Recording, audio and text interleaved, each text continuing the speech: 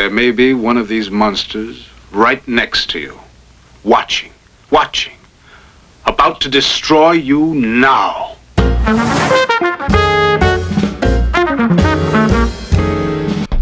Hi and welcome to Terry Talks Movies. It's Science Fiction Saturday again, and because it's January, I'm only doing movies I have not seen before.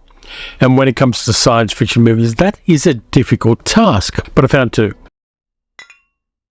I found a 1962 Italian science fiction movie, and I found a 2023 American one.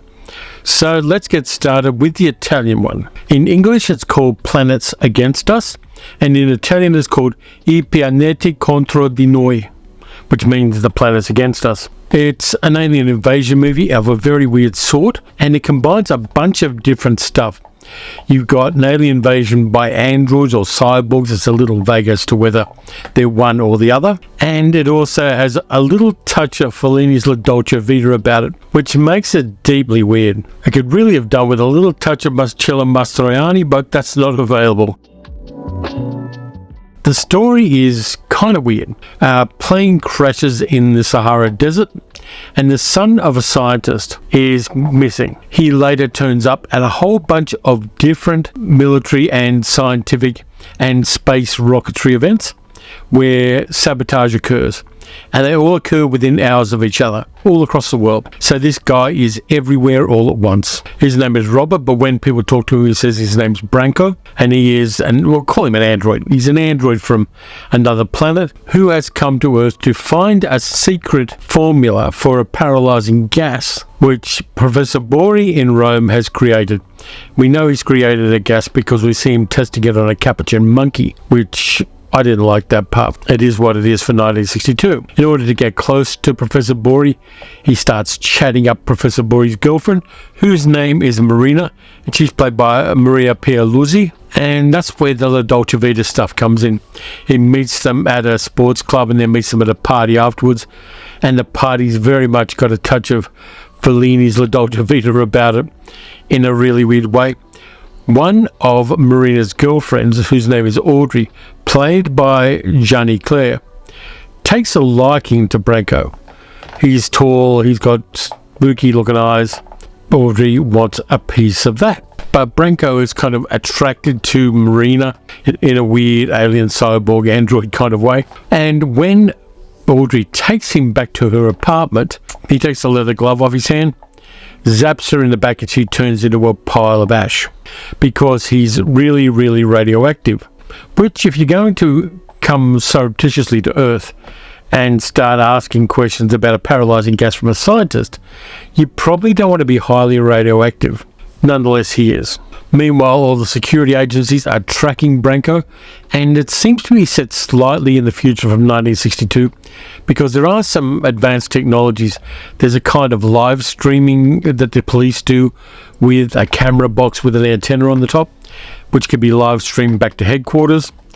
There's a room that they've got set up where they can x-ray anything in the room surreptitiously. So there's all these weird kind of 1960s but slightly advanced technologies going on there. And Branco talks to Marina and tells her that he's a bit worried because the human race is heading the same direction his people did, where they end up irradiating their whole planet and everybody on it's a mutated mess. And just after that, Marina kisses him and cops herself a dose of radiation poisoning. After the police have secretly x-rayed him and found out that he's a cyborg or a android, depending on which flavour you like, Branco is chased all across Rome, and there's some fantastic location shooting all around Rome, including near the Colosseum and a whole bunch of other monuments.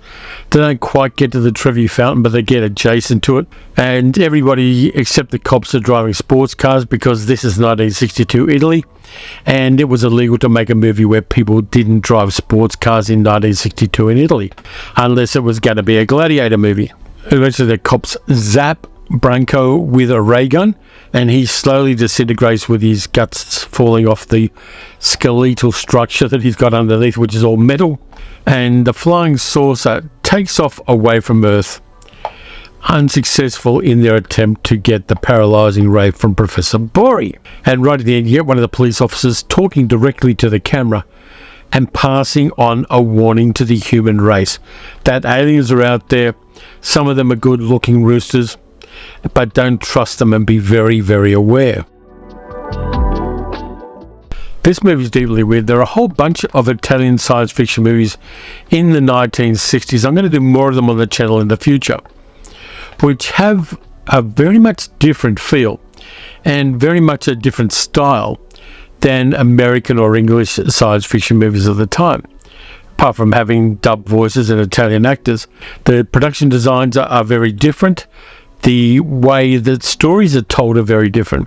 And in Planets Against Us, that storytelling cross-pollinates with the La Dolce Vita stuff and the kind of the wannabe romance between Marina and Audrey and Branco. And like American films in the 1950s, where science fiction was often mixed up with rock and roll music and other things like that, in this one, the science fiction is mixed up with that sweet life and cruising the Via Veneto and having cocktails and women in party dresses with slightly enlightened views about sexuality. It really makes for a very weird black and white science fiction movie. I liked it. I like the fact that it does something different, and it doesn't feel like any other science fiction movie I've ever watched.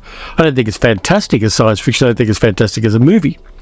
But cross-pollinating a Fellini-esque 1960s Rome with an android who wants to get a paralyzing gas formula from a scientist, that mixture just blew my head.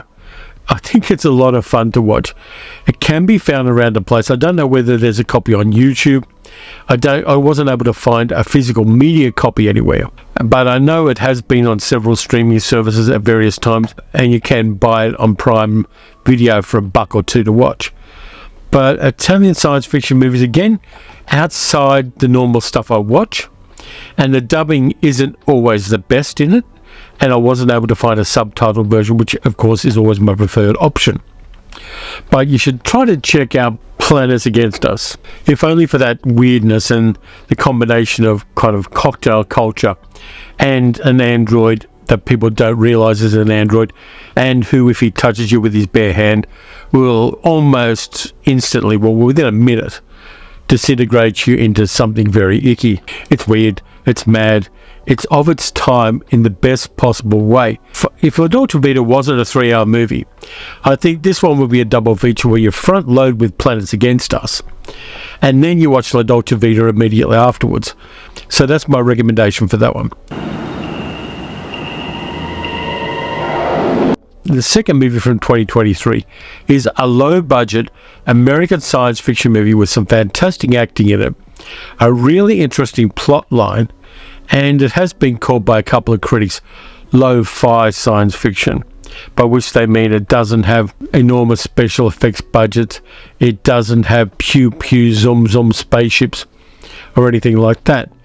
It's a science fiction movie about character, it's about moral choices, and it's about family, but not in a Dom Toretto Fast and Furious kind of way. And it's a little film called Aporia, which stars Judy Greer in a really interesting role as a woman called Sophie, who is a single mother after her husband has been killed by a hit-and-run driver. This one you've got to see.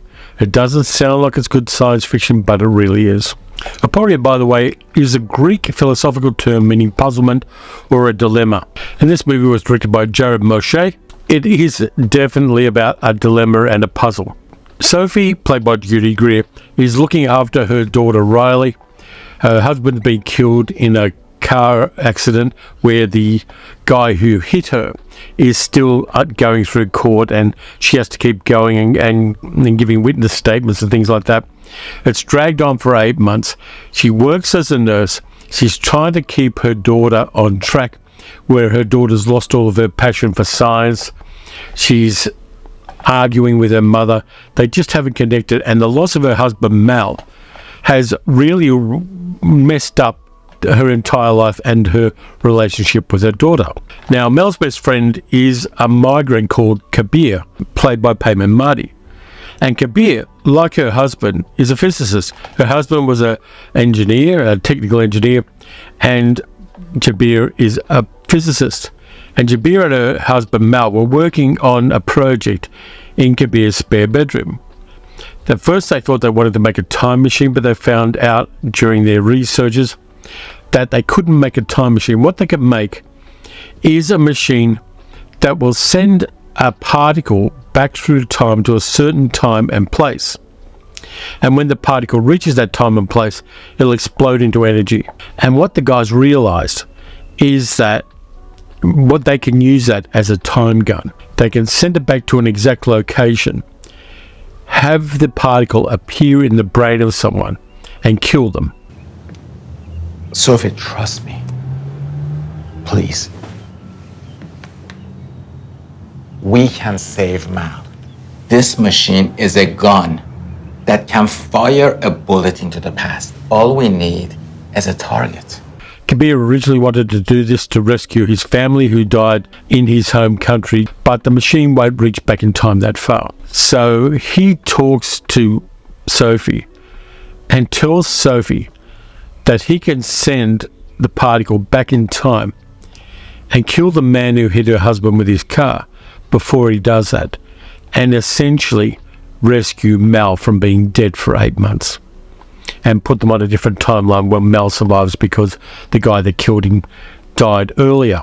And Jabir talks to her and talks about the moral implications and that there's no undo button on this. And Sophie just presses the button and sends this particle where the man's going to be. They find out from social media. They know exactly where he was and exactly when based on his social media posts. Sophie gets a text message from her husband saying meet her at the park. And he does. And she does. And he's still alive. And there's been 8 months that she doesn't know anything about, where her husband and her daughter and herself have lived, but she doesn't have any memory of it. Her daughter Riley is still in love with science. Her and her husband are great together.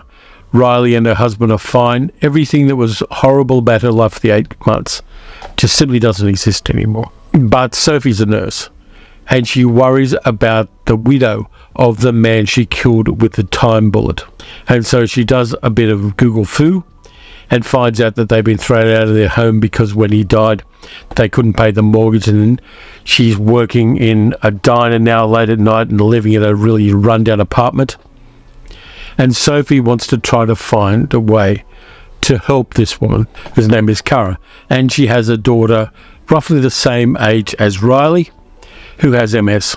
So Sophie has this moral dilemma, Sophie's choice, you might say, where she has to try to find a way to help this woman whose life she negatively impacted to get her husband back. And she makes friends with Kara, and Kara's daughter makes friends with Riley. Jabir finds a way to help Kara. 12 years before, Kara was ripped off by a Bernie Madoff style scam and lost a bakery that she owned in another town.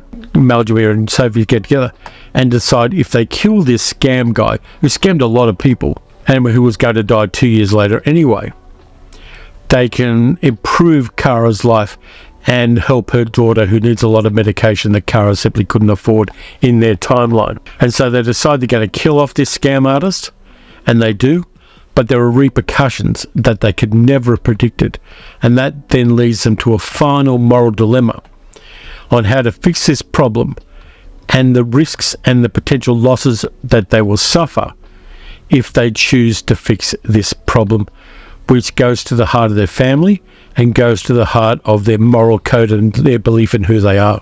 This is a really interesting movie. For a start, Judy Greer playing Sophie is fantastic. Incredibly grounded acting, incredibly complex character. She reacts to all of the science fiction stuff the way a real person in her circumstance would act. Hidi Gerthegi playing Mal is very good as well, and Payman Mardi playing Jabir is fantastic, and Faith Herman playing the daughter Riley is all good. The ensemble works incredibly well in this movie. It was all filmed in East LA in a kind of a slightly rundown area because they use those locations rather than stage sets and things like that. It's got a real feel for the time and place and the precarious nature of life for the people living there. Being a single mother, Sophie has a lot of pressures on her economically before Mal gets resurrected. Jabir, who is a very good physicist, can't get a job in America because his qualifications don't transfer, and so he's doing Uber for a living. So there's all of these kind of meshing of real life social issues and of course the medical issues with Kara's daughter, which can't be covered by her medical insurance because she doesn't have any. All of these issues come together with the science fiction premise of who would you kill in the past if you could?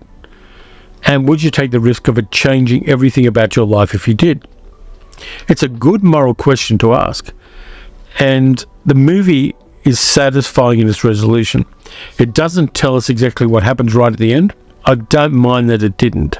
The bravery of the choices made in the last 10 or 15 minutes of the movie is satisfying enough that I don't really need to see what happens when Sophie walks through that last door.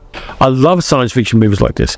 Small budget, really well written, incredibly well acted, that have an opinion and have a viewpoint and take a fairly cliche premise and tweak it enough that we can see it from a new angle. The idea of the time bullet is really fascinating. It's not people going back in time to do things. It's sending a tiny explosion back in time to do the things for you. And the implications of that, push a button and someone dies sometime in the past.